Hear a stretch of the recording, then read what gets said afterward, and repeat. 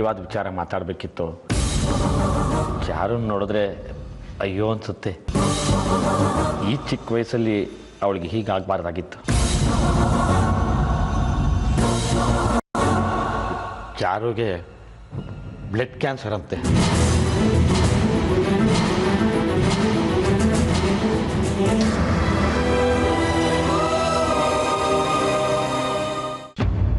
ಏನೇ ಆಗಲಿ ರುಕ್ಮಿಣಿ, ವಿಶ್ವನಾಥ್ ಬಳಿ ನಾವು ಡೀಟೇಲ್ ಆಗಿ ಮಾತಾಡೋದು ಒಳ್ಳೇದು ಅನಿಸ್ತಾ ಇದೆ.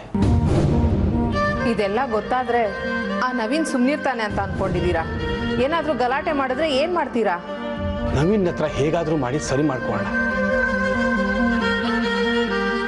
ನಾನು ಅವನ ಹತ್ರ ಸ್ವಲ್ಪ ವ್ಯವಹಾರಕ್ಕೋಸ್ಕರ ದುಡ್ಡು ತಗೊಂಡಿದ್ದೆ, ಅದನ್ನ ರಿಟರ್ನ್ ಕೊಟ್ರಾಯ್ತು.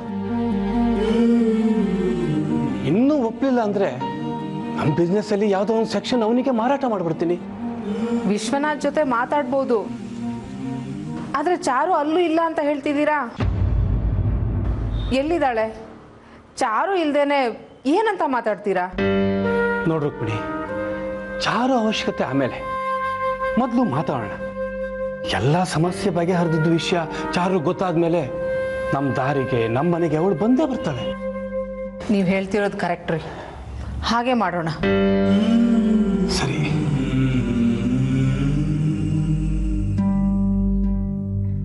ಹೇಗೋ ಎಲ್ಲ ಸರಿ ಹೋದ್ರೆ ಅಷ್ಟೇ ಸಾಕಪ್ಪ ದೇವ್ರೆ.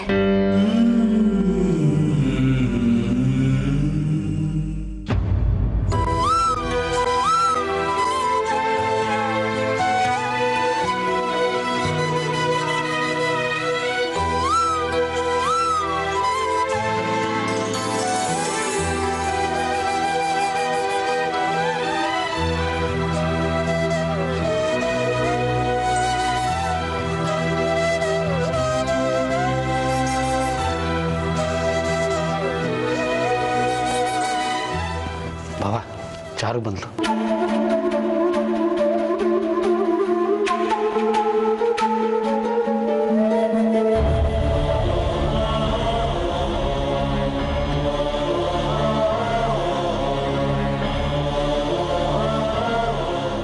ಚಾರು, ಹೇಗಿದ್ಯಮ್ಮ?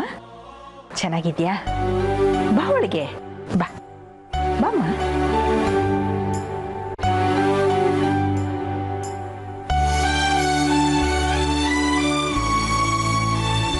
ಹೇಗಿದ್ಯಮ್ಮ? ಚೆನ್ನಾಗಿದ್ಯಾ?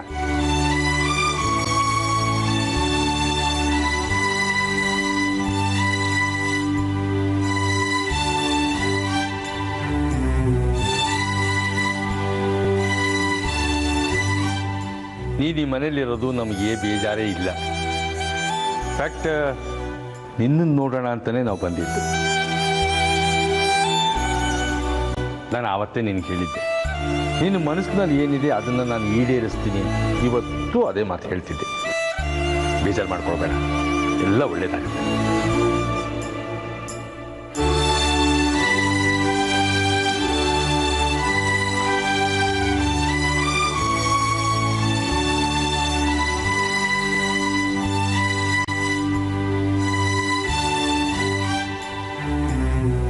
ಚಾರು,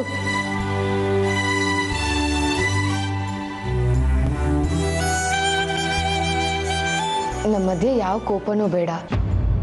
ಅದನ್ನೆಲ್ಲ ಮರೆತು ಎಲ್ಲರೂ ಖುಷಿಯಾಗಿರೋಣ. ಚಾರು, ನಾವು ತೋಟದ ಮನೇಲಿದ್ದಾಗ ನಿನ್ನ ನೆನಪು ತುಂಬ ಬರ್ತಿತ್ತು. ದೊಡ್ಡ ದೊಡ್ಡ ಕಣ್ಬಿಟ್ಕೊಂಡು ಎಲ್ಲರ ಮೇಲೂ ರೇಗಾಡ್ತಿದ್ಯಲ್ಲ, ಆಗೆಲ್ಲ ನನಗೆ ತುಂಬ ಭಯ ಆಗ್ತಿತ್ತು. ಆದರೂ ಖುಷಿನೇ. ಅದನ್ನೆಲ್ಲ ನಾವು ತುಂಬ ಮಿಸ್ ಮಾಡ್ಕೊಂಡ್ವಿ.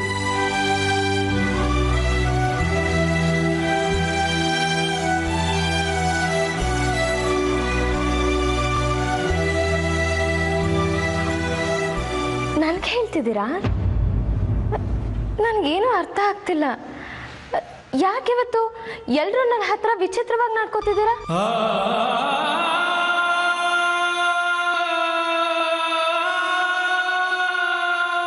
ಹಾಗಲ್ಲ ಏನು ಇಲ್ಲ ಚಾರು. ನಿನ್ನ ನೋಡಿ ತುಂಬ ದಿನ ಆಯ್ತಲ್ಲ, ಅದಕ್ಕೆ ಎಲ್ಲರೂ ನಿನ್ನನ್ನು ಪ್ರೀತಿಯಿಂದ ಮಾತಾಡಿಸ್ತಿದ್ದಾರೆ ಅಷ್ಟೇ. ತುಂಬಾ ದಿನನಾ? ಏನ್ ಹೇಳ್ತಿದ್ದೀರಾ ಅತ್ತೆ? ಮಕ್ಕಳೇ, ಯಾರು ದೇವಸ್ಥಾನಕ್ಕೆ ಹೋಗಿ ಬಂದು ಸುಸ್ತಾಗಿದ್ದಾಳೆ, ಸ್ವಲ್ಪ ರೆಸ್ಟ್ ತಗೊಳ್ಳಿ. ಎಲ್ಲರೂ ಮನೇಲೇ ಇರ್ತೀವಲ್ಲ, ಆಮೇಲೆ ಮಾತಾಡಿದ್ರಾಯ್ತು. ಹೌದು ಹೌದು, ಹೋಗಮ್ಮ, ರೆಸ್ಟ್ ತಗೋ ಹೋಗು. ಮೀನಾಕ್ಷಿ, ಕುಡಿಯೋಕೆ ಏನಾರು ಕೊಡ್ತೀಯಾ? ಸರಿ ಅಣ್ಣ. ಇದೇನ್ ಕನ್ಸೋ ನನ್ಸೋ ಅಂತ ಗೊತ್ತಾಗ್ತಿಲ್ಲ.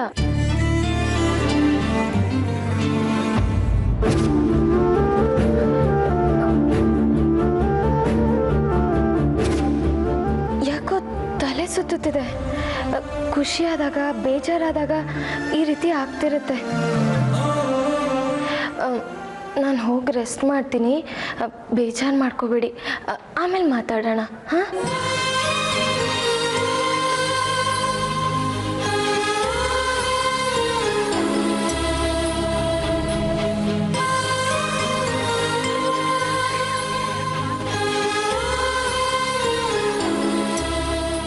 ಮೀನಾಕ್ಷಿ,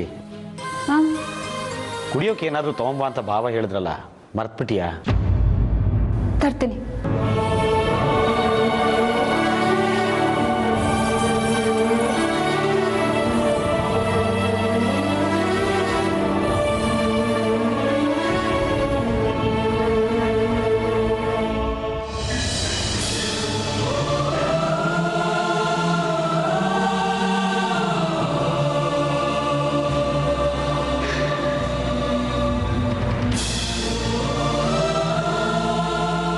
ಪಶುಪತಿ ಬಾವ, ಚಾರುನ್ ಟ್ರೀಟ್ ಮಾಡ್ತಾರೋ ಡಾಕ್ಟರ್ ಒಂದ್ಸರಿ ಭೇಟಿ ಆಗಬೇಕಾಗಿತ್ತು. ಕ್ಲಿನಿಕ್ ಎಲ್ಲಿದೆ ಗೊತ್ತಾ? ಗೊತ್ತು ಬಾವ. ಹೋಗಿ ನೋಡ್ಕೊಂಬರೋಣ. ಬನ್ನಿ. ಹೋಗಿ ಬರ್ತೀನಿ ಸುಮತಿ.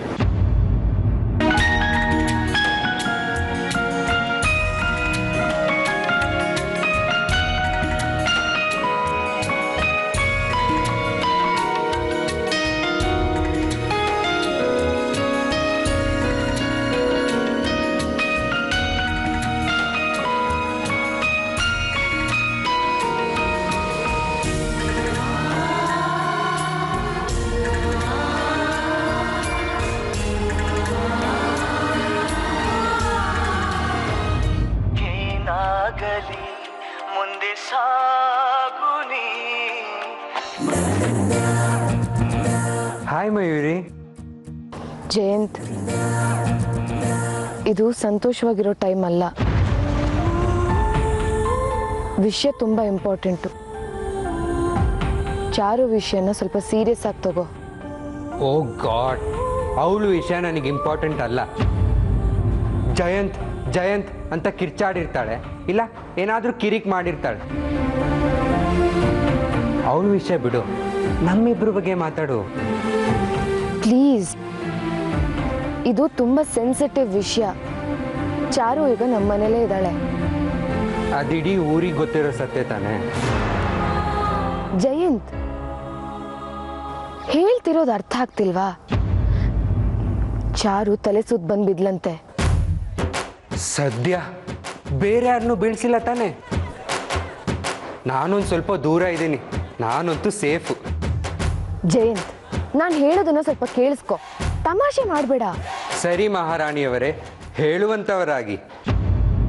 ಡಾಕ್ಟ್ರು ಬಂದಿದ್ರಂತೆ, ಅವಳನ್ನ ಚೆಕ್ ಮಾಡಿ ಬ್ಲಡ್ ಟೆಸ್ಟ್ ಮಾಡಿ ರಿಪೋರ್ಟ್ ಕೊಟ್ರಂತೆ. ಕ್ಯಾನ್ಸರ್ ಇದೆ ಅಂದ್ರ?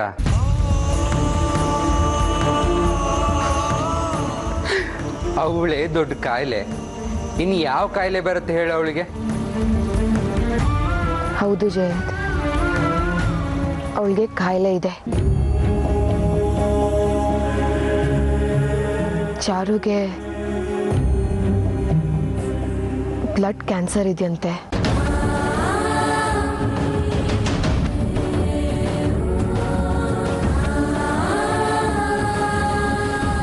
ಚಾರು ತಂದೆ ತಾಯಿಗೂ ವಿಷಯ ಗೊತ್ತಿಲ್ಲ.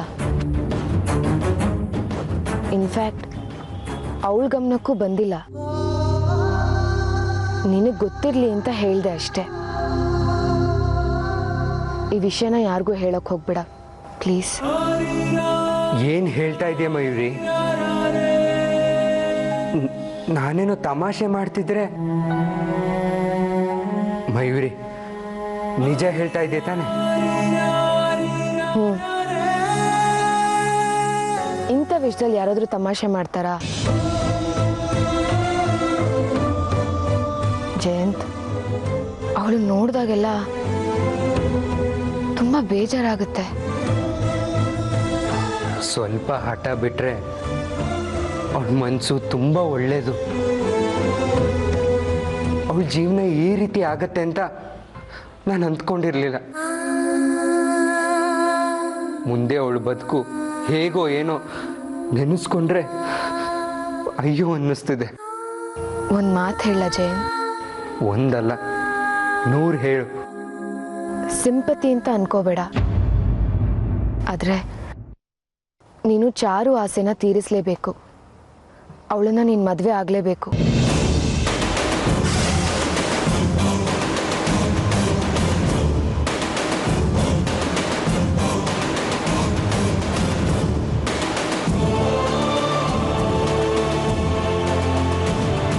ನಾಳೆ ದಿನ ಅವಳ ಜೀವಕ್ಕೇನಾದರೂ ಹೆಚ್ಚು ಕಡಿಮೆ ಆದರೆ ಆ ಕೊರಗು ನಮ್ಮನ್ನು ಕಾಡ್ತಾನೆ ಇರುತ್ತೆ. ಇದೊಳ್ಳೆ ಕತೆ ಆಯ್ತಲ್ಲ. ಆಮೇಲೆ ನನ್ನ ಗತಿ ಏನೋ ಪಾಪ ಅಂತ ನಾನು ಹೇಳೋಕೋದ್ರೆ ನನಗೆ ಗಂಟಾಕಕ್ಕೆ ನೋಡ್ತಿದ್ಯಲ್ಲ. ಪಾಪ ಕಣೋ ಚಾರು.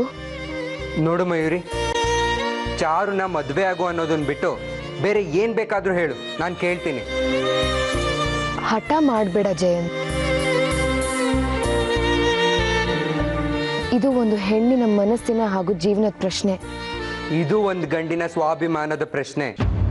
ನನ್ನ ಮೇಲೆ ನಿನಗೆ ನಿಜವಾದ ಪ್ರೀತಿ ಇದ್ರೆ ನೀನು ಚಾರುನ್ ಮದುವೆ ಆಗಲೇಬೇಕು. ನಾನು ಬದುಕಬೇಕು ಅಂತಂದ್ರೆ ನೀನು ನನ್ನ ಮದುವೆ ಆಗಬೇಕು. ಪ್ಲೀಸ್ ಜಯಂತ್, ಹೇಳೋದನ್ನ ಅರ್ಥ ಮಾಡ್ಕೋ. ಹುಚ್ಚಿನ ಥರ ಆಡ್ಬೇಡ ಪ್ಲೀಸ್. ಬಾಯಿಗೆ ಬಂದಂಗೆಲ್ಲ ಮಾತಾಡ್ಬೇಡ. ನಿನ್ ಮೇಲಿನ ಪ್ರೀತಿಗೆ ಹಚ್ಚೆ ಹಾಕಿಸ್ಕೊಂಡಿದ್ ನೆನಪಿದ್ಯಾ? ನೀನ್ ಏನ್ ಬೇಕಾದ್ರೂ ಅನ್ಕೋ, ನಿನ್ ಮದ್ವೆ ಚಾರು ಜೊತೆನೆ. Hello hello Mayuri,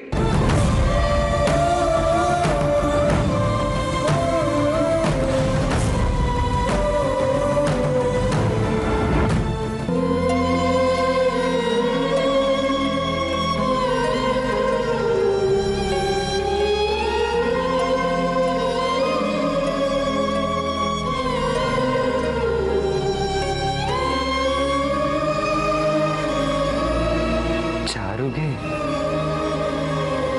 blood ಕ್ಯಾನ್ಸರಾ?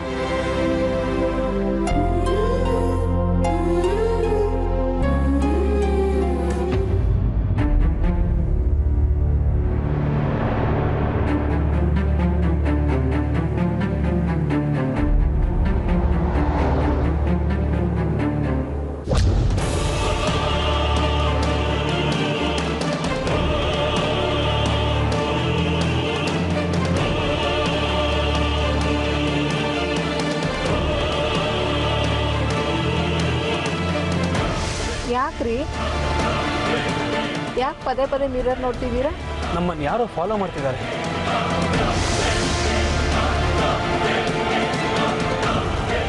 Mostly ಆ ನವೀನ್ ಕಡೆಯವನೇ ಇರಬೇಕು. ಯಾಕೆ ಫಾಲೋ ಮಾಡ್ತಿದ್ದಾನೆ ಅಂತ ನಿಲ್ಲಿಸ್ಬಿಟ್ಟು ಕೇಳ್ಬೋದಲ್ಲ. ಡ್ರೈವರು ಇಲ್ಲ, ನಿಲ್ಲಿಸಿ ಕೇಳೋಕ್ಕೆ ಅವನೇ ಬೆಟರ್. ಇಂಥ ಹುಡುಗರ ಜೊತೆ ನಾವು ಮಾತಾಡೋದು, ಅದು ಜಗಳಕ್ಕೆ ತಿರುಗೋದು, ಅದೆಲ್ಲ ಬೇಡ.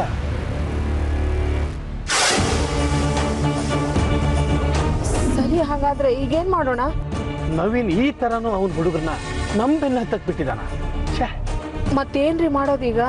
ನಾವೀಗ ವಿಶ್ವನಾಥ್ ಮನೆಗೆ ಹೋಗ್ತಿದ್ದೀವಿ ಅನ್ನೋ ಮೆಸೇಜು ಆ ನವೀನ್ ಹೋದ್ರೆ ಕಷ್ಟ ಆಗತ್ತೆ. ಹೊಸ ಸಮಸ್ಯೆ ಕ್ರಿಯೇಟ್ ಆಗತ್ತೆ ರುಕ್ಮಿಣಿ. ಅದಕ್ಕೆ ನಮ್ಮ ರೂಟ್ ಚೇಂಜ್ ಮಾಡಿ ಅವನಿಗೆ ಕನ್ಫ್ಯೂಸ್ ಮಾಡೋಣ.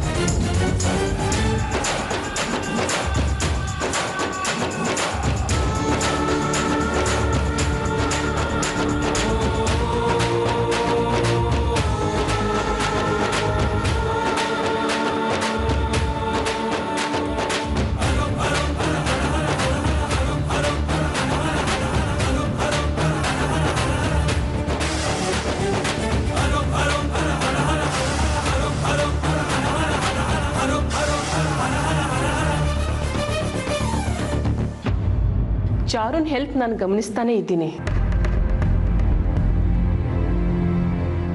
ಆದರೆ ಅದಕ್ಕಿಂತಲೂ ಹೆಚ್ಚು ನೀವು ಕಾಳಜಿ ವಹಿಸೋದು ನನಗೆ ತುಂಬ ಇಷ್ಟ ಆಯಿತು. ಡಾಕ್ಟ್ರೇ, ಅವಳು ನಮ್ಮನೆ ಹುಡುಗಿ, ಎಷ್ಟು ಖರ್ಚಾದ್ರೂ ಪರವಾಗಿಲ್ಲ, ಅವಳು ಹುಷಾರಾಗಬೇಕಷ್ಟೆ. ಸದ್ಯದ ಪರಿಸ್ಥಿತಿ ನೋಡಿದ್ರೆ ಅಷ್ಟೊಂದು ಸರಿ ಇಲ್ಲ. ರಿಪೋರ್ಟ್ ನೋಡಿದಾಗೆಲ್ಲ ಅಯ್ಯೋ ಅನಿಸುತ್ತೆ. ಈ ವಯಸ್ಸಲ್ಲಿ ಈ ಕಾಯಿಲೆ ಬರಬಾರ್ದಾಗಿತ್ತು. ಅವಳ ಸ್ಟೇಜು ಮೊದಲಿನಕ್ಕಿಂತಲೂ ಸ್ವಲ್ಪ ಜಾಸ್ತಿನೇ ಆಗಿದೆ.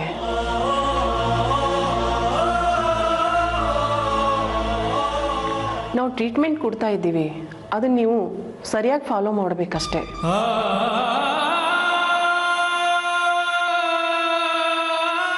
ಇಲ್ಲ ಅಂದರೆ ಎಷ್ಟು ದಿನನೋ ಎಷ್ಟು ತಿಂಗಳು ಅದೆಲ್ಲ ನಾವು ಹೇಳೋಕ್ಕಾಗಲ್ಲ.